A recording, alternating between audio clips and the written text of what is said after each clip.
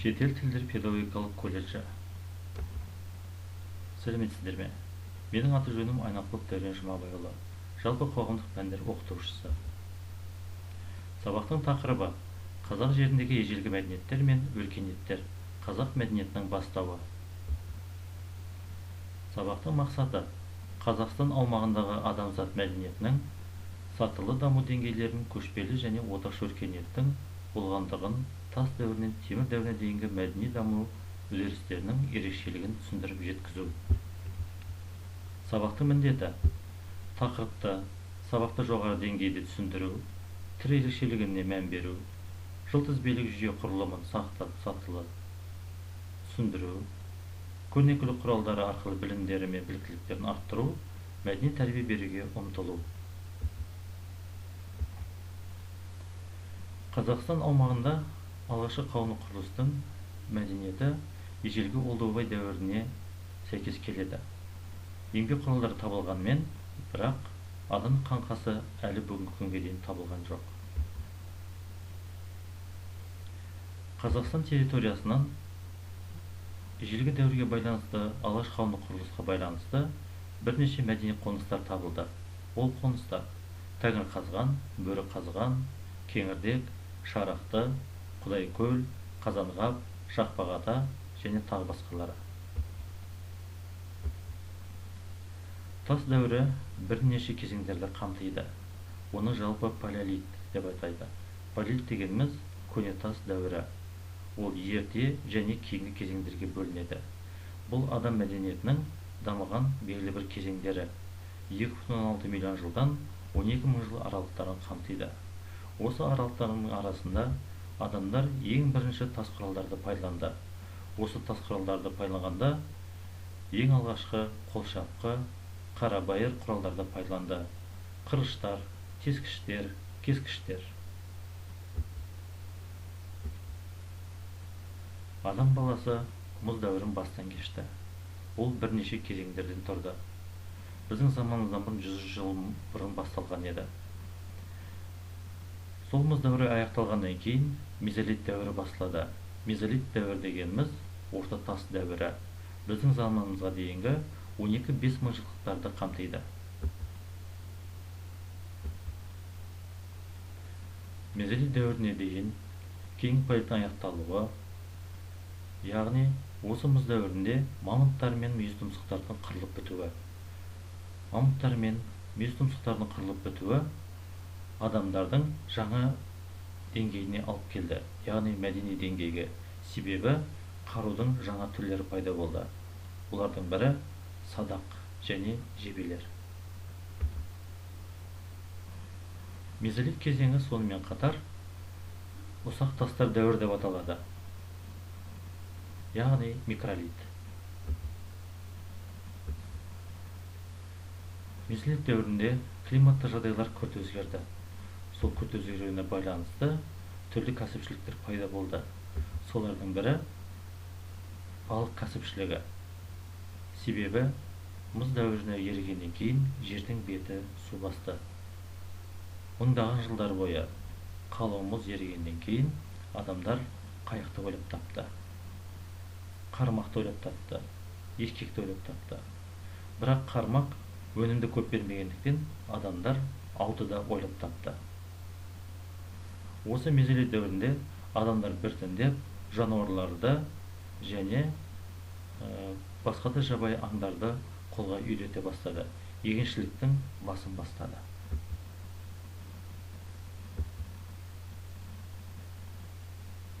Жабайы аңдар қолға үйретілгенде алдымен ит, жылқы сияқты жануарлар үйретілді.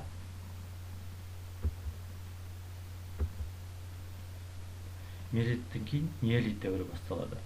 Неолит дәуірі дегеніміз жаңа тас дәуірі.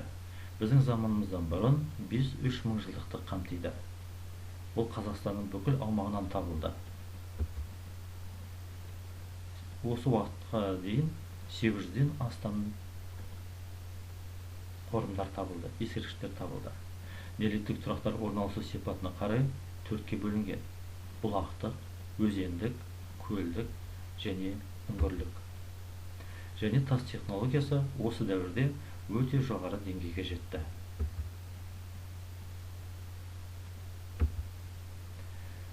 Нефть дәуірінің ескерткіштері, яғни аналық рулық құрылыстың кең және толық орнағандығын дәлелдейді.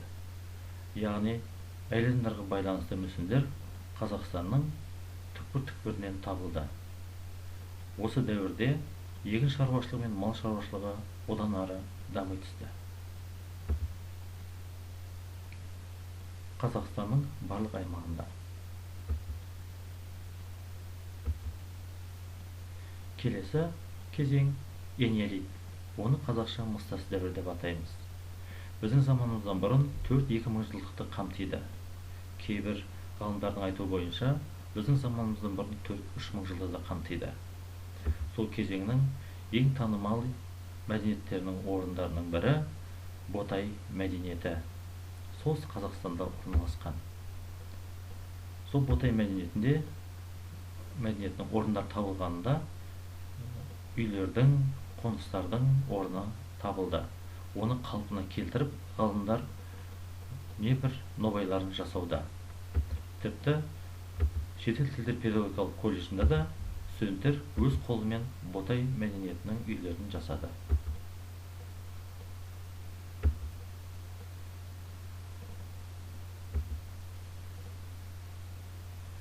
Ботай мәдениеті біздің заманымыздан бұрын 4 мыңжылдықта басталды деп айтсақ болады. Себебі алғашқы жылқыны қолға үйретті. Яғни көшпенділер өркениетінің бастамасы деп айтсақ қателеспейміз.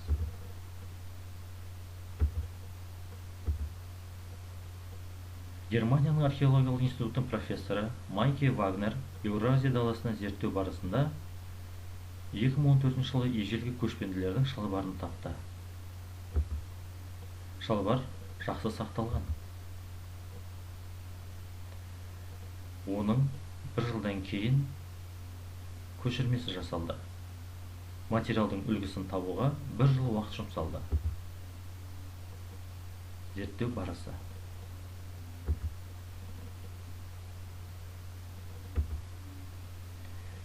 Энеолит кезеңінде сонымен қатар металлургия және басқа да өндірістер дами түсті.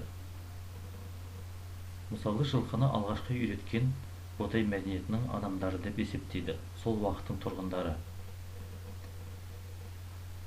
Археологтардың айтуы бойынша, адамдар алғашқыда сүйекті пайдаланған ауыздық ретінде, кейіннен металды пайдаланған. Осы энеолит дәуіріне қатысты найзаның ұштары және қыш ыдыстары табылды. Найзаның ұштары.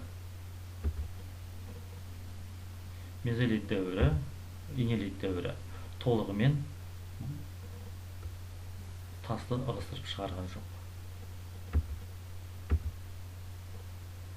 Қола дәуірі.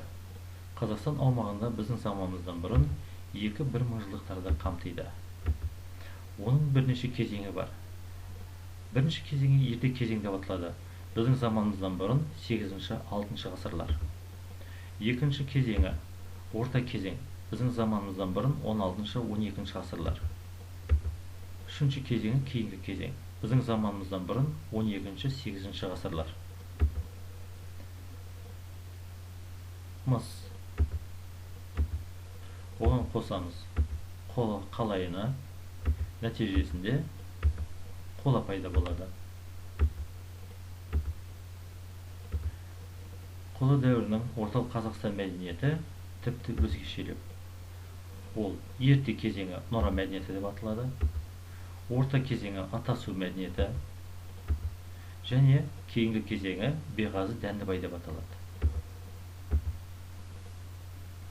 Зерттегендер Әлке Марғұлан, Оразбаев, Ақышев және басқа да танымал археологтар және ғалымдар.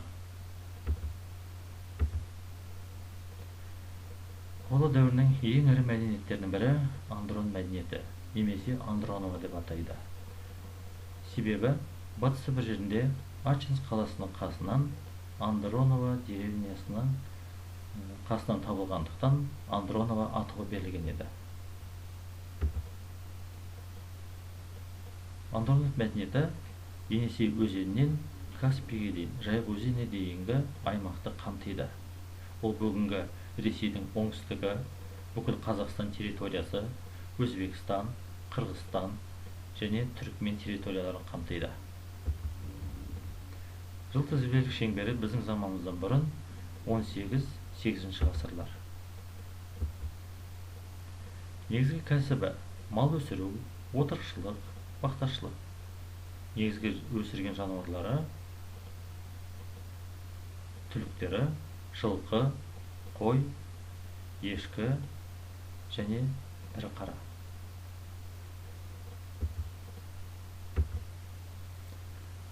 Андрон мәдениетінің діни нанымдары Тамғалы тас кешенінде зерттеу жұмыстары жүргізілді. Соның нәтижесінде күн құдайы Митра, қасиетті жануары бұқа. Бұдан басқа да құдайлар бар. Олар Агния құдайы, оның қасиетті жануары ешкі, сосын жер асты құдайы, өлілер құдайы Аид деп аталды. Сонымен қатар Шимай тастарға назар аударатын болсақ, түйе түлігінде қола дәуірінде қолға үйреткені асырағандығы белгілі болып отыр. Қазақстанның барлық өңірінен қола дәуірі мен Андрон мәдениетінің жәдігерлері табылды. Олар қола моншақтар, қыш ыдыстар, қола ыдыстар Қазақстанның түкпірінен табылды. Қола дәуірінің желеу рәсімдері мен қорымдары әртүрлі болып келеді. Олар табыттар, төртбұрышты тас ретінде қоршаулар, пирамида тәріздес бейіттер. Адамдар жерлеген кезде аяқ қолын бүгіп бір қырымен жатқызған. Оның себебі адам дүниеге қалай келсе, солай қайтады деп ойлаған еді. Қазақстандағы темір дәуірі біздің заманымыздан бұрын 8 ғасыр мен біздің заманымыздың 6 ғасыр аралығын қамтиды. Соның ішіндегі біріншісі сақ кезеңінің мәдениеті, екіншісі ғұн кезеңінің мәдениеті. Одан кейін үшінші кезеңді үйсін кезеңінің мәдениеті жалғастырады. Осылармен қатарлас мәдениеттердің бірі Қағылы кезеңінің мәдениеті. Ал соңғы бесіншісі Батыс Қазақстанда болған Сармат мәдениетінің кезеңінің мәдениеті. Сақ кезеңінің мәдениеті елінің ерте кезеңі, яғни біздің заманымыздан бұрын 8-3 ғасырлар. Сақтар грек деректері бойынша бүкіл Қазақстан территориясын қамтыған, бірақ тайпаларының атауы әртүрлі болып келеді. Яғни олар орталық Қазақстанда Исидондар, оңтүстікте массагеттер, Жетісу өңірінде тиграхауттар, солтүстік шығыс Қазақстанда ремаспылар, солтүстік батыс Қазақстанда агриппейлер, ал парсы деректері бойынша массагет, Парадарая, Хаумаварга, тиграхауттарды бөлінеді.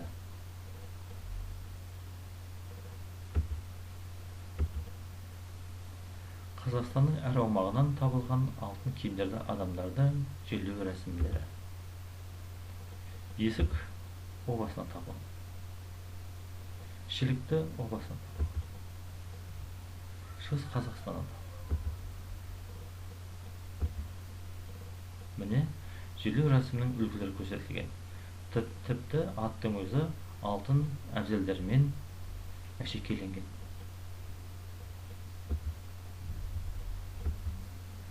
Сақ кезеңінде аң стилі дамыды. Оны табылған археологиялық олжалар, жәдігерлер дәлелдейді.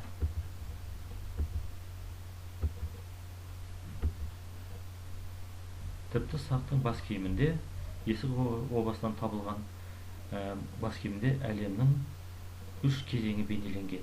Аспан әлемі, орталық әлем және жер асты әлемі. Сонымен қатар Есік обасынан күміс табақша табылды. Сол күміс табақшада 26 таңбадан жазылған сына жазу дәлел болады. Сына жазудың табылуы сақ өркениетінің жоғары деңгейде болғандығын дәлелдейді. Сақтар 4 түрлік малдың барлығын өсірді: жылқы, қой мен ешкі, түйе және ірі қара. Сақтарда қала мәдениеті жоғары деңгейде болды. Алтынасар қала орны. Осы қаланың ерекшелігі сақ заманынан басталады, Қаңлы заманына дейін жетеді. Шеркежабад қаласы, Бәбіш Молда қаласы, сонымен қатар Баландыда қаласы болды. Ал ғұндар мәдениетіне келетін болсақ, ғұндар мәдениеті кейінгі темір кезеңіне жатады. Бұлар Байкал көлінен Каспийге дейінгі үлкен аймақты алып жатты. 2012 жылы Алматы облысында Кеген өзенінің аңғарынан ғұндардың 45 қорғаны тапты. Малмынау ғұн жауынгері.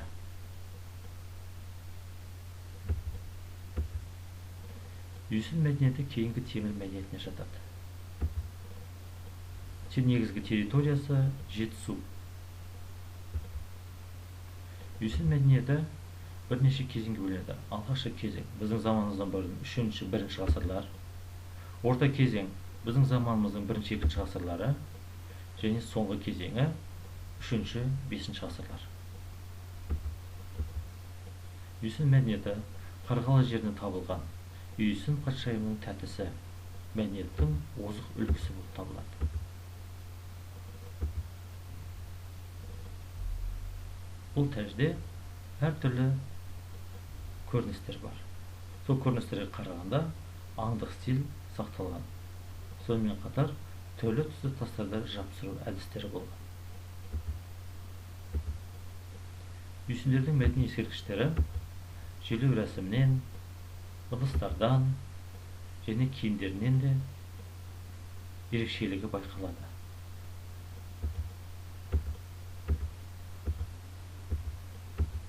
Келесі мәдениет Қаңлы кезеңінің мәдениеті. Ол бірнеше кезеңге бөлінеді. Бірінші кезеңі Қауыншы мәдениеті, екіншісі Отырар Қаратау мәдениеті және Жетасар мәдениеті. Қаңлы тарихы мен мәдениеті ежелгі Қытай, Иран деректерінен кездеседі және археологиялық қазба жұмысының жәдігерлері дәлелдейді.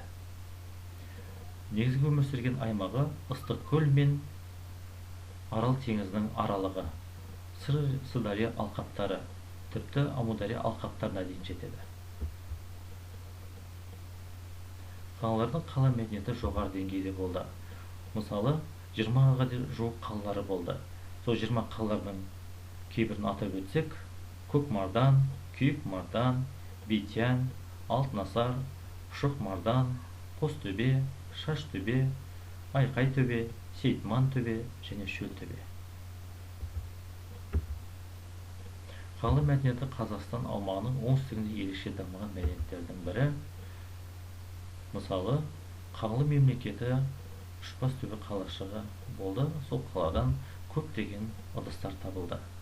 Сонымен қатар қаңлылардың көне жазу болды. Яғни, бұл да жазудың болуы қаңлыларда демек білім мен ғылымның жоғары дамығандығы, сонымен қатар өркениеттің жоғары болғандығын дәлелдейді.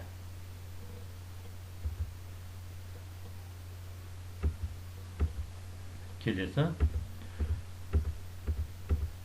соңғысы Сармат кезеңінің мәдениеті. Бұл мәдениет ерекшелігі Батыс Қазақстан мәдениеті. Біздің уақытқа дейін археология қазба жұмыстары бойынша желеу рәсімдері мен табылған ыдыстарынан және жазба деректерден белгілі.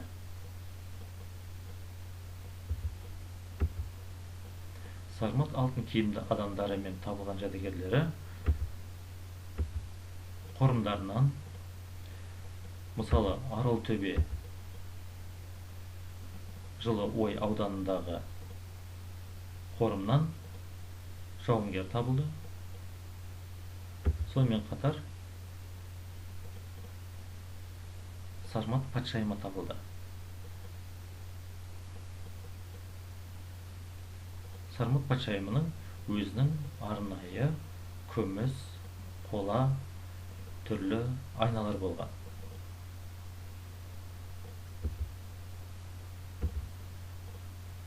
Сіздің назарларыңызға пайдаланылған суреттер мен сайттар ұсынылады. Үй тапсырмасы. Нағымұлы мәдениеттану 5-ші бөлім 56 мен 72-ші беттерді оқу. Назар аударып тыңдағандарыңызға рахмет.